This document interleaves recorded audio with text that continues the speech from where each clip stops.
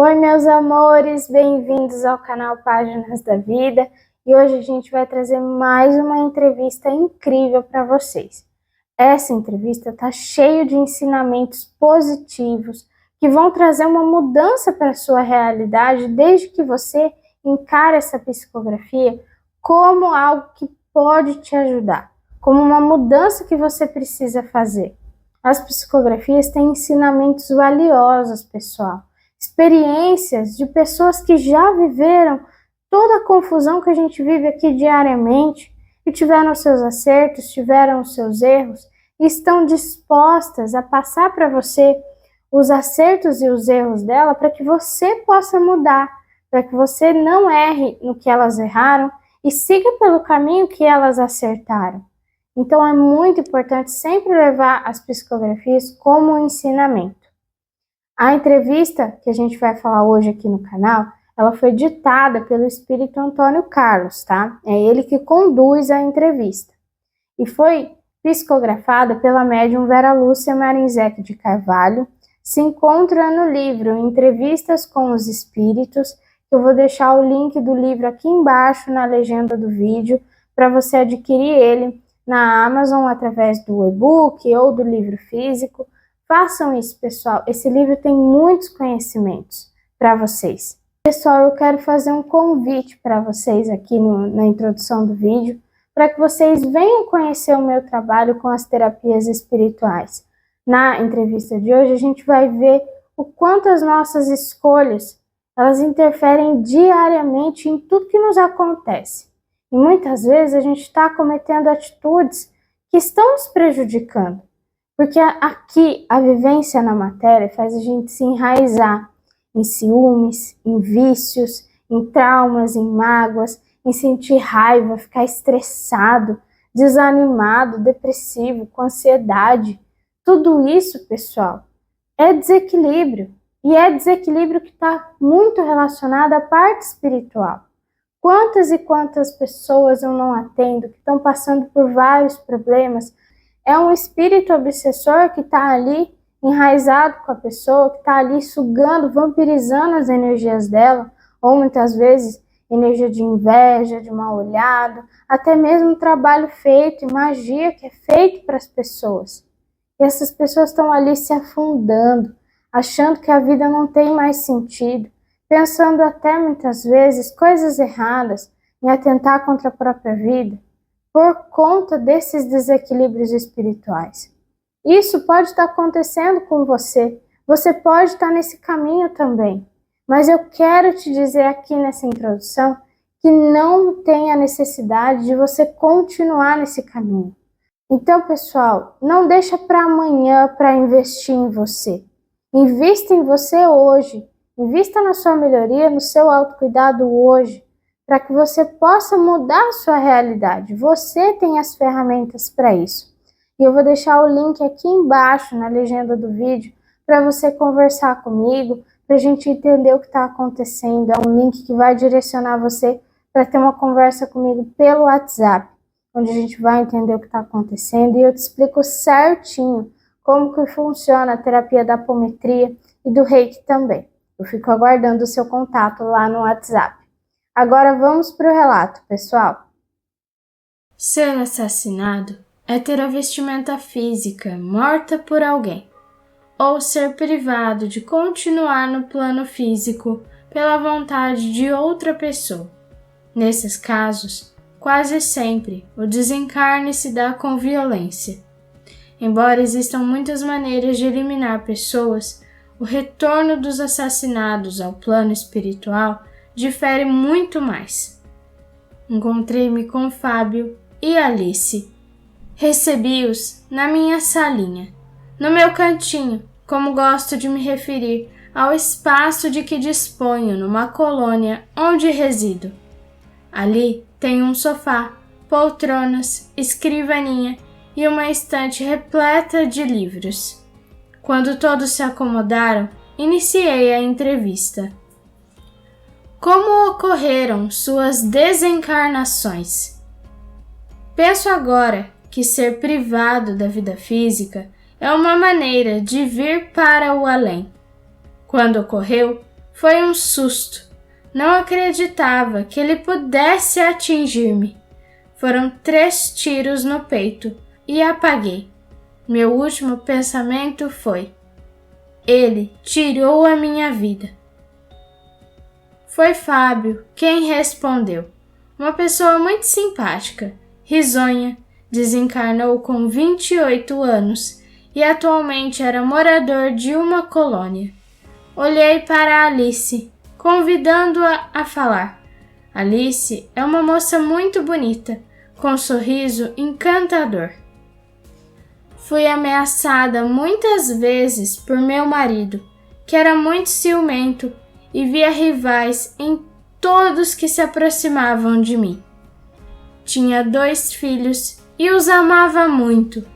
Por eles, tentei agir do modo como ele ordenava para não haver brigas, mas às vezes era surrada por ter atendido a porta. Cansei de viver com ele e resolvi me separar. Então, houve as ameaças. Fui procurar um advogado e me envolvi intimamente com ele. Ao saber disso, meu marido me tirou a vida com várias facadas. Os ferimentos doeram, perdi sangue e escutei meus filhos gritarem. Ele fugiu e os vizinhos me socorreram. Fui levada para o hospital, aonde meu corpo físico chegou morto.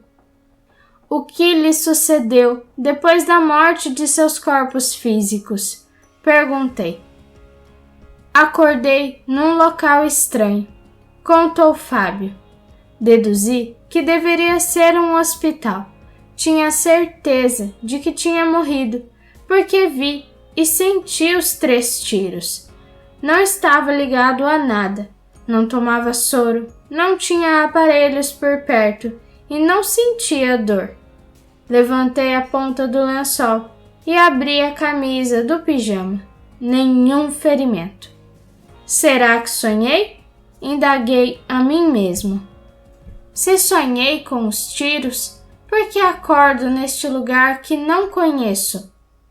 Pessoas vieram conversar comigo e fiquei mais confuso ainda. Até que perguntei a uma moça: será que isto é morrer? Ao vê-la sorrir em resposta, senti um frio na barriga e arrisquei mais uma pergunta. Se morri, será que posso ver minha avó Nena? E tive certeza de que havia mudado de plano quando ela falou. Vou chamá-la. A senhora Nena ficará feliz ao vê-lo bem. E aí, posso continuar contando? Pode sim, Fábio, pedi. Abracei minha avó e ela me contou que meu corpo físico havia morrido e que meu espírito fora trazido por amigos para um local muito bonito e que logo estaria bem. Porém, advertiu-me: não fique com dó de você e não queira revidar. Você veio para cá, um lugar bom, é como o céu, mas aqui ficam somente as pessoas boas, entendeu? Não alimente a autopiedade. Antes, ser privado da vida física por outra pessoa do que ser a pessoa que tira a vida física de alguém. Entendi, porém, fazer o que foi entendido é outra coisa. Mas acabei acatando os conselhos de vovó. O tempo passou e me adaptei. Quem tirou a sua vida? Você conhece? Perguntou Alice, curiosa. Meu irmão, respondeu Fábio. Eu era o mais velho dos filhos. Éramos 3. Estava noivo, com data marcada para casar. Sentia-me feliz, amava e era amado, e gostava imensamente da vida. Trabalhava, era um homem honesto, mas com dificuldades na família. Tinha uma irmã casada, e o caçula, na época com 23 anos, que se envolveu com drogas aos 16, acabando com o sossego do nosso lar. Havia brigas, ele nos roubava, vivíamos sobressaltados. Naquela noite, estava em casa. Não saí porque estava com dor de cabeça. Escutei a discussão e me levantei. Era meu irmão, querendo dinheiro para se drogar. Queria obrigar meu pai a lhe dar. Fui defender papai e meu irmão tirou um revólver do bolso e me ameaçou. Não julguei que fosse capaz. Fiquei na frente do meu genitor e ele atirou. Sabe o que aconteceu com ele? Com seu irmão? Perguntou Alice. Sei. Meu irmão, depois que atirou, correu e se escondeu no seu quarto. Meu pai desmaiou e minha mãe chamou a ambulância. Ela ficou apavorada, mas pensou: um filho morto e outro na prisão. E fez uma opção. Mentiu. Foi ao quarto, deu remédio para meu irmão dormir e repetiu a ele várias vezes: não foi você, foi um ladrão. Você não viu ou ouviu nada, estava dormindo. Meu corpo físico parou suas funções. Meu pai ficou hospitalizado e todos acreditaram em minha mãe. E aquele que me privou de continuar encarnado, com medo, achou que fora a melhor solução e afirmou à mamãe que não queria me matar, que fora um acidente. Papai aceitou a situação pela mesma razão. Eu estava morto e o outro, quem sabe, depois dessa tragédia, se tornaria uma pessoa honrada. Por um tempo, ele ficou quieto, com medo, mas depois voltou a fazer o que gostava: farras, bebidas e drogas. Numa briga, feriu uma pessoa, foi preso e atualmente está na sua 3ª prisão por ter roubado. Meu pai está muito doente e concluíram os dois, papai e mamãe, que infelizmente não adiantou mentir. O caçula continua errando. Alice, pedi, conte-nos, por favor, o que aconteceu a você com a desencarnação. Não foi fácil, Alice suspirou. Foi um período difícil e de muito sofrimento. Senti dores e raiva. Confusa, vi meu corpo físico no caixão e o velório. Fui socorrida antes do enterro por espíritos bondosos e levada para um posto de auxílio. Não conseguia pensar, escutava os choros dos meus filhos, de minha mãe e de minha irmã. Sentia que estava louca. Não me passou pela mente que pudesse ter desencarnado. Saí do abrigo e fui para minha casa. Estava fechada, então fui para o lar de minha mãe. Ela morava com minha irmã e cunhado. Lá encontrei meus filhos. Apavorada, entendi que eles choravam por mim. Diziam que eu tinha morrido. Foi aí que entendi, embora continuasse muito confusa, que morrera. Fiquei indevidamente sofrendo perto deles. Um dia, escutei minha mãe orando, pedindo para Nossa Senhora me proteger. Orei também e ouvi alguém. No momento, pensei que era a mamãe. Me pedir para ir ao centro espírita que ficava ali perto. Escutei um espírito amigo de minha mãezinha que tentava me auxiliar. Fui e tudo melhorou. Auxiliada, alimentada e sem dores, ao escutar que meu corpo físico morreu, não me assustei, pois isso já sabia. Porém, queria me iludir, pensando que sonhava ou que estava somente doente. Obediente, aceitei a ajuda e fui grata. Dias depois, transferiram-me para uma colônia e aprendi a viver aqui no plano espiritual. Hoje tento ser útil, trabalhando, ajudando como fui ajudada. o que aconteceu com seu ex-marido. Fábio quis saber. Ele fugiu para não ser preso em flagrante. Seu advogado conseguiu que ficasse em liberdade até o julgamento. Ele quis ficar com nossos filhos, mas as crianças não queriam. Sentiam medo dele e rancor por ter feito o que fez comigo. Ele pediu na justiça para ficar com os meninos. Dizia, para se defender, que eu sempre o havia traído. Culpava-me de tudo. Fez até o exame de DNA e foi constatado que as crianças eram filhos dele. Numa tarde, meu ex-marido foi buscá-la. Minha mãe discutiu com ele. As crianças choravam e meu cunhado as defendeu. Ele então feriu o esposo de minha irmã com um canivete e fugiu. Como não era mais réu primário, seria preso. Meu cunhado ficou logo bom e as crianças sossegaram. Elas sentiam muito minha falta, mas minha família as tratava bem, mimavam-nas. Meu algoz fugiu para longe, mudou de nome, comprou falsos documentos. Bom profissional, arrumou emprego e atualmente mora com uma moça e age com ela como fazia comigo. Quanto tempo você ficou vagando? Perguntei. 3 anos, respondeu Alice. Revoltei-me muito. Não queria ter desencarnado. Foi difícil para vocês perdoar? Quis saber. Eu não precisei perdoar, exclamou Fábio. Foram poucas as vezes que senti raiva do meu irmão. Vovó Nena me ajudou muito, ficando ao meu lado, me orientando.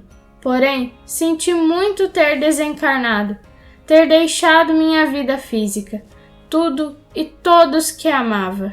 Sofri, mesmo morando numa colônia, lugar lindo, entre pessoas bondosas, preferi estar 1000 vezes encarnado. Tive que lutar comigo mesmo para não sentir autopiedade. Vovó me dava notícias da família. 1 ano e 3 meses depois do meu desencarne, minha noiva, ou ex, já namorava um colega dela de trabalho. Senti-me esquecido. Meu egoísmo fazia com que quisesse ser sempre chorado e lamentado. Vovó me fez compreender que o amor não pode ser egoísta. Temos de desejar que o ser amado esteja bem, e se não é possível junto, que seja feliz longe. Acabei me adaptando e hoje estou bem, mas com sinceridade preferia estar encarnado. Eu perdoei porque foi necessário, admitiu Alice. Cansada de sofrer, entendi que seria perdoada conforme perdoasse. Somente após estudar, assistir palestras e ler bons livros que compreendi o sentido do perdão e o perdoei de fato. Perdoaram a ponto de amá-los? Indaguei-os. Sempre gostei do meu irmão e continuo amando-o, respondeu Fábio. Desejo muito que ele se redima. Eu quero que meu ex-marido se torne uma boa pessoa. Ele é pai dos meus filhos. Não queria que continuasse ciumento. Não lhe desejo mal, respondeu Alice. Vocês sabem por que tiveram uma desencarnação violenta? Fiz mais uma pergunta.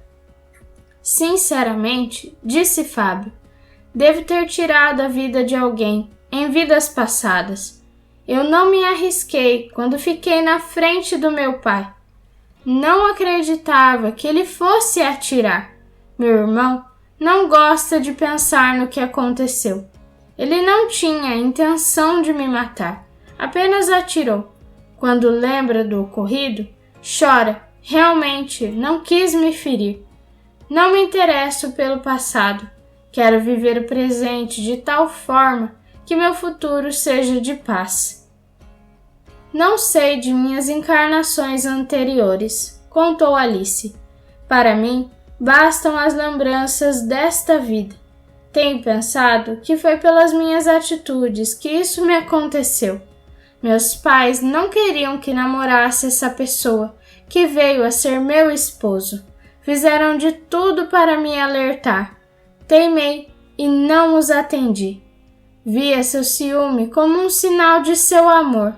Era uma negra muito bonita, exibida, vaidosa. Gostava que me olhassem, admirassem e no começo gostava de vê-lo sofrer com o ciúme. Foi depois dos exageros que não gostei mais. Se eu fosse prudente, não iria namorá-lo.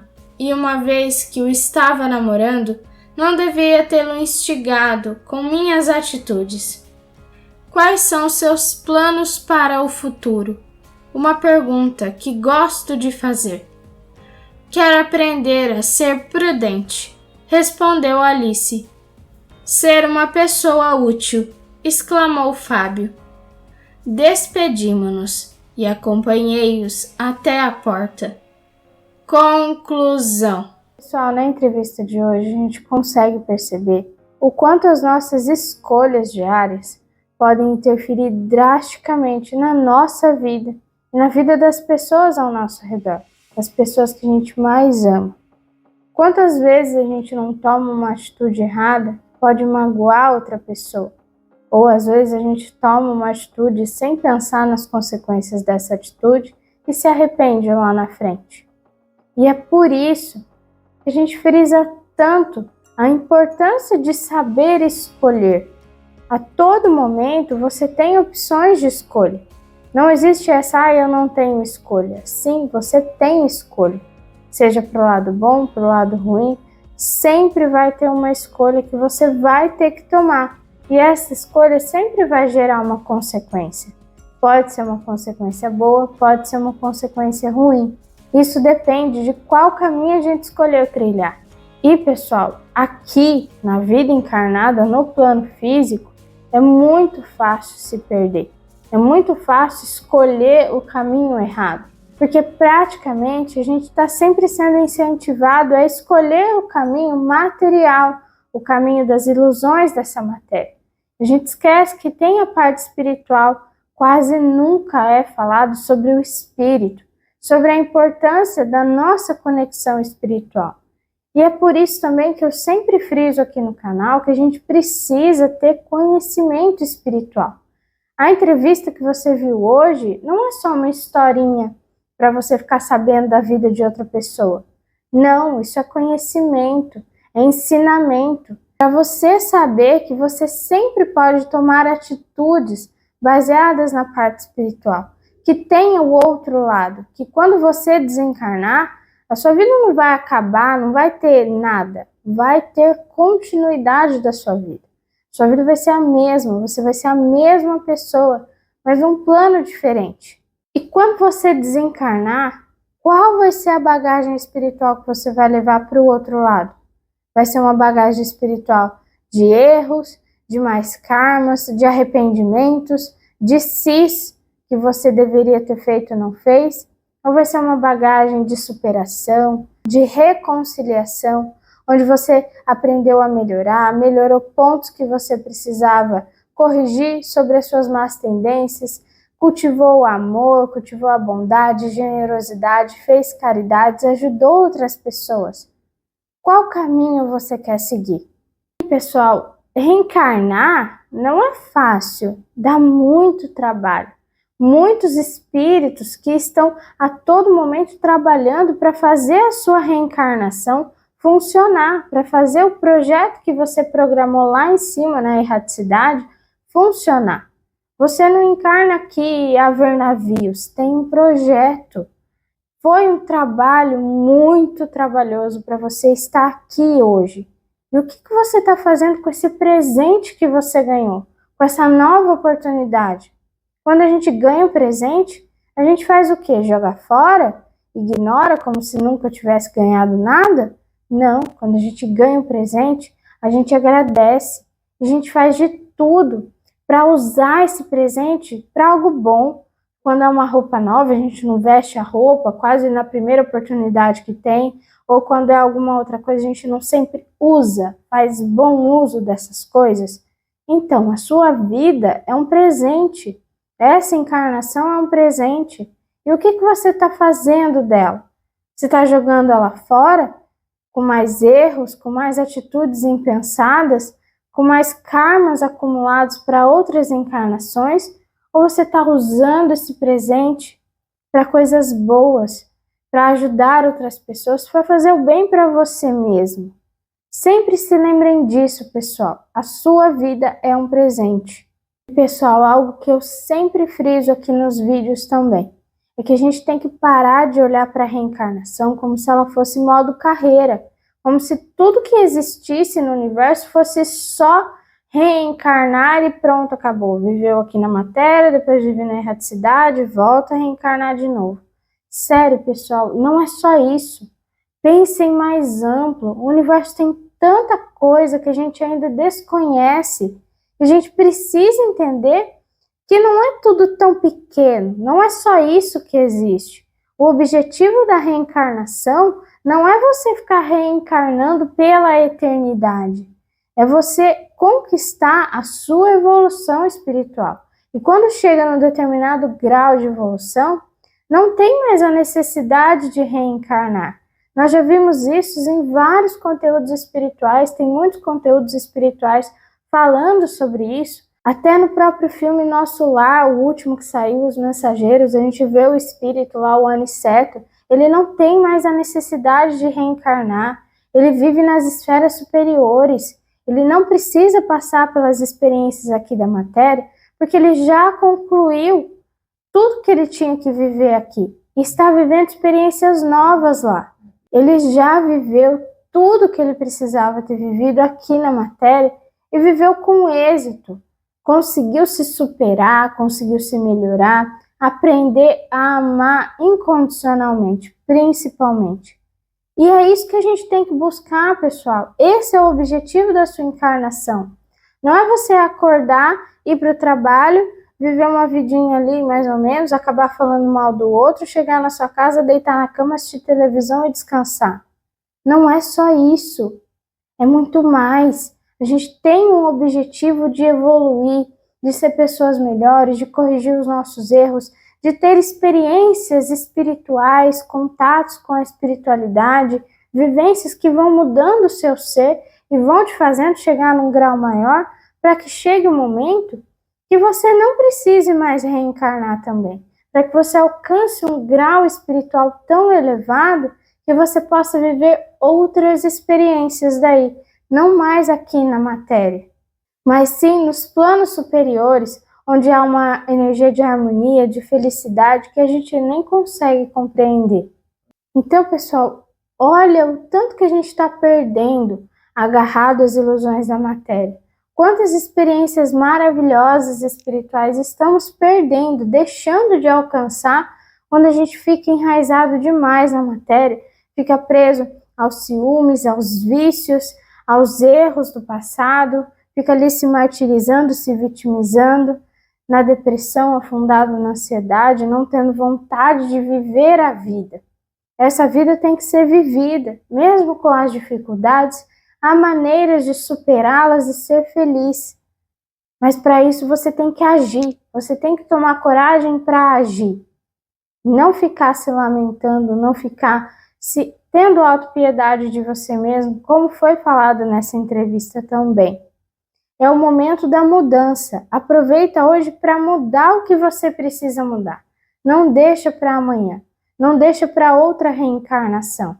Pessoal, essa foi uma pequena reflexão. Espero de coração que vocês possam ter aprendido algo com o vídeo de hoje, com a psicografia de hoje. Ter um ensinamento profundo para você. E para quem quiser conhecer mais do meu trabalho com as terapias espirituais, aqui embaixo vai ter um link para entrar em contato comigo pelo WhatsApp. Talvez o primeiro passo que você precisa tomar para mudar a sua vida seja investir no seu autocuidado. E as ferramentas das terapias espirituais auxiliam muito a gente se conhecer, entender os pontos que a gente está em desequilíbrio, que a gente está errando, para que a gente possa mudar aqueles pontos e melhorar. Muitas vezes a gente se afunda nos vícios, nos traumas, nas mágoas, nas nossas más tendências. Isso tudo pode atrair tanto desequilíbrio espiritual, pode atrair espíritos obsessores, pode atrair energias negativas que vão sujando a sua aura, te desequilibrando, mantendo você vulnerável. A terapia da apometria pode ajudar em tudo isso. E quanto mais desequilibrado estamos, mais a gente sente isso aqui no físico. Dores pelo corpo, insônia, enxaqueca, ter sempre pesadelos, tá com depressão, ansiedade, desanimado. Tudo isso é sintoma de desequilíbrio espiritual.